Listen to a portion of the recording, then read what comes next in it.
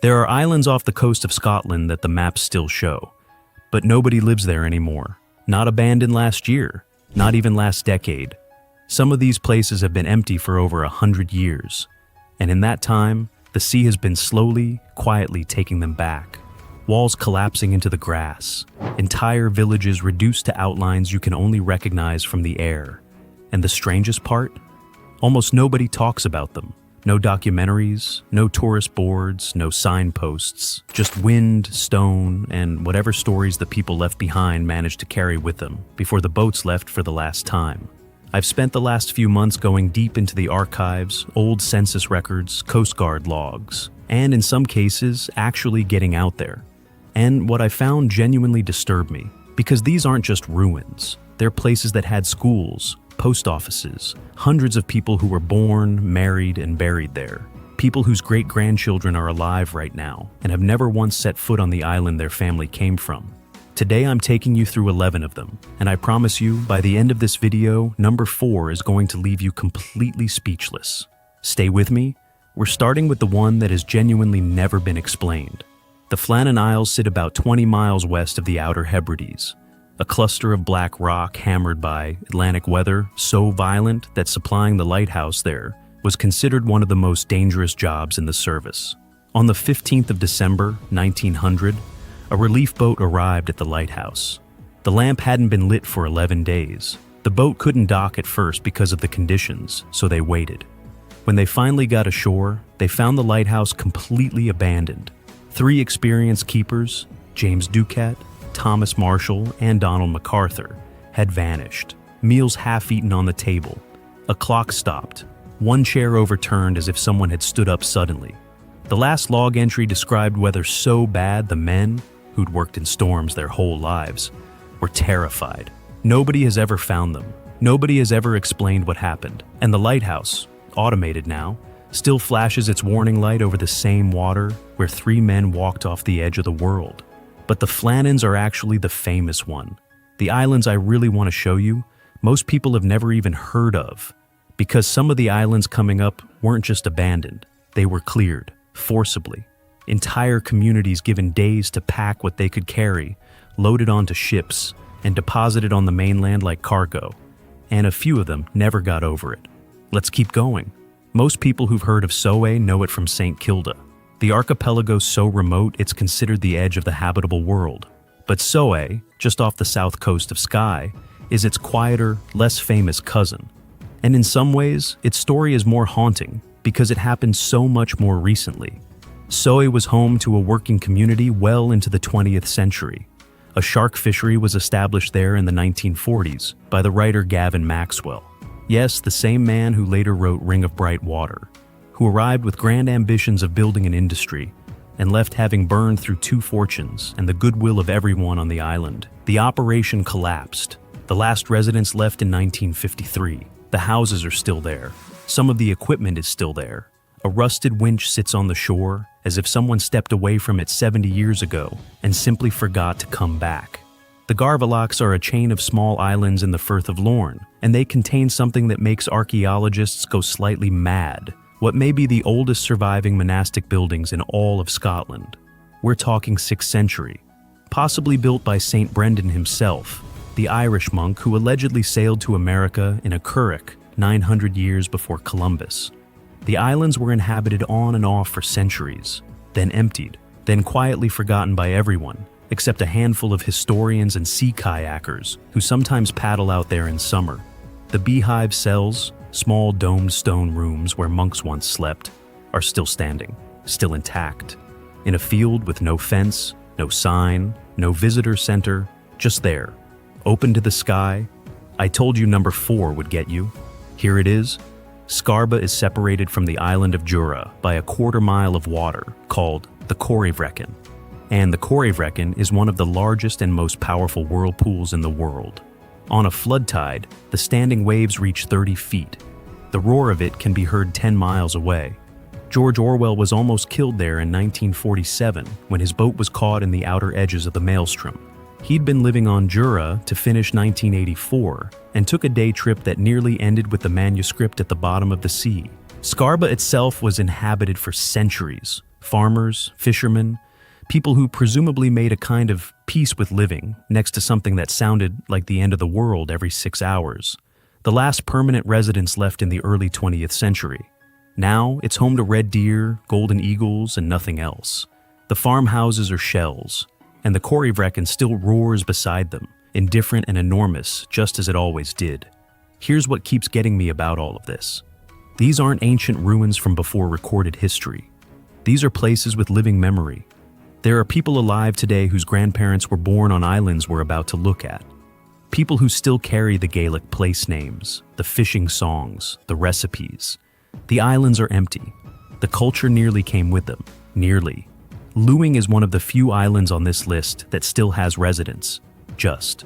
But it's included because of what it lost. For over 2 centuries, Lewing was the center of Scotland's slate industry. The quarries here produced millions of roofing slates that ended up on buildings all over the country.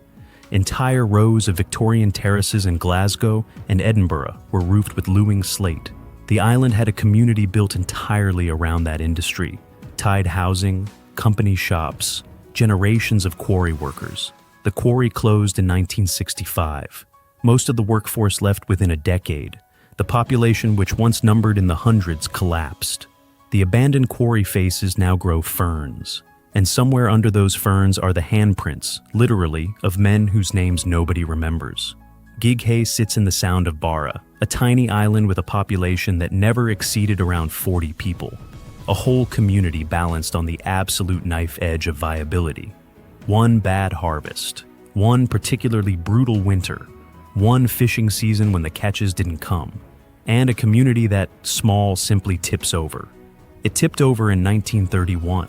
The last family left because the children needed schooling, and there weren't enough of them left to justify keeping a teacher. That's it. That's the whole story. Not plague, not disaster, just a slow arithmetic that finally reached zero. The last house still stands, its gable end facing the sea, the window empty. Off the northern tip of Islay, the Whiskey Island, lies Nave Island, and it contains the ruins of a medieval chapel that's barely documented anywhere. Nave was farmed right up until the late 19th century. Then the lease expired, the landlord didn't renew it, and the family who'd worked the land for generations was simply told to leave. No compensation, no ceremony, just, your time here is done. The chapel ruins date back to the 12th century. There's a grave slab in the grass that historians believe marks the tomb of a Norse chieftain. The island is accessible only by small boat at low tide, and almost nobody goes. The chapel walls are still standing. The inscription on the slab has been worn smooth by 800 years of Hebridean rain.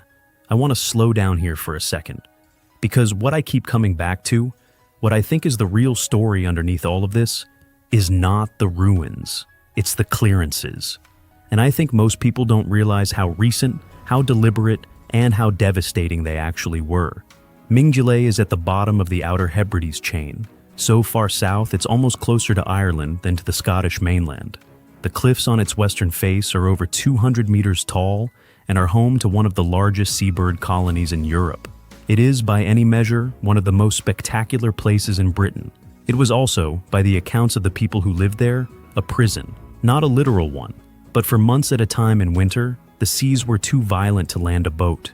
The community could be cut off for weeks. The priest couldn't come, the post couldn't come.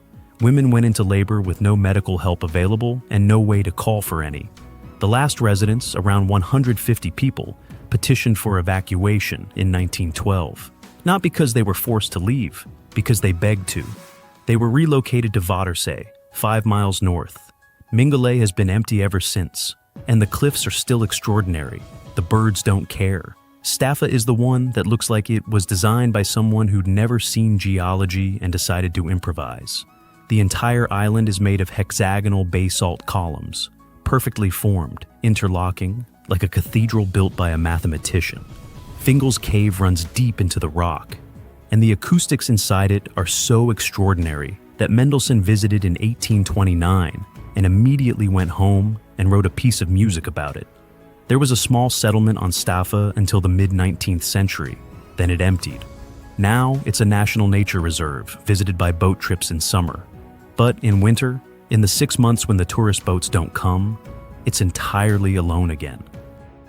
The sea fills Fingal's cave, and the sound it makes is exactly what you'd expect from a place that inspired a composer to write an overture: low, resonant, infinite. Oronsay is connected to Colonsay at low tide by a tidal strand called the Strand, which means for a few hours a day you can walk between islands, and for the rest of the day you can't. The Augustinian priory on Oronsay dates from the 14th century and contains some of the finest medieval carved grave slabs in Scotland. Warriors in chainmail, priests with their hands folded, intricately decorated panels that took craftsmen years to complete. The priory was dissolved. The monks left. The island was farmed by a handful of families until the 20th century, when the population drained away to almost nothing. The carvings are still there, in a small, roofless building that's been propped up with steel supports so the walls don't fall in entirely. The detail in the stonework is astonishing. The grass grows through the flagstones around them, the last one. And I've saved it because it's the one with the strangest ending. Alien Shona sits in Loch Moidart on the western coast of the Scottish mainland, technically part of the Inner Hebrides in the broader sense. It was cleared of its crofting tenants in the 19th century to make way for a Victorian sporting estate. Deer, fishing, the usual story. The families who'd farmed it for generations were removed. The island became a playground for the wealthy. And then, here's the thing. J.M. Barrie came to stay in 1920. The man who created Peter Pan. He spent a summer on Eilean Shona and wrote the screenplay for the first film adaptation of his play in a cottage there, which means that the island where the original population was erased to make room for the rich ended up being the place where the most famous story about a boy who never grew up, who refuses to forget, who keeps going back, was given its final form. I have no idea if that's a coincidence, but I've been thinking about it ever since I found it. 11 islands, some empty for a century, some for 500 years, all of them still there. The stones, the cliffs, the grave slabs, the rusted winches, waiting in the specific way that abandoned places wait, for someone to come back who never will. What gets me is how unknown all of this is. You can drive around Scotland, visit every castle, drink whiskey in every distillery on Islay, and never once be told about the communities that were here first. The people who were moved or starved out, or simply outweighted by arithmetic and weather and the indifference of landlords. The islands are still beautiful. The stories are still there if you look for them. And I think they deserve to be told. If you made it this far, genuinely thank you. This one took a while to put together, and I'm proud of it. If it hit something for you, drop it in the comments. I read all of them. And if you want more of this kind of thing, I've got a video on the abandoned coastal towns of mainland Scotland that I think you'll like even more than this one. It's right there. I'll see you in it.